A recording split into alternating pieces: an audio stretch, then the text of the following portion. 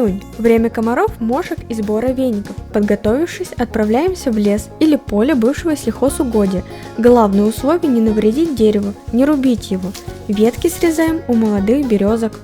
Вот это у березы точка роста, то есть срезаем или выше, или ниже. Такой аккуратный срез позволит дереву расти дальше.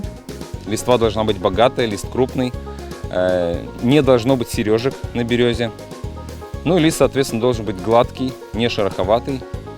Собранные ветки связывают в большие пучки и отправляют на сушку в темное проветриваемое помещение. Через неделю этот склад для сушки полностью заполнится, через 2 береза высохнет и его заполнят вновь, и так еще 5 складов.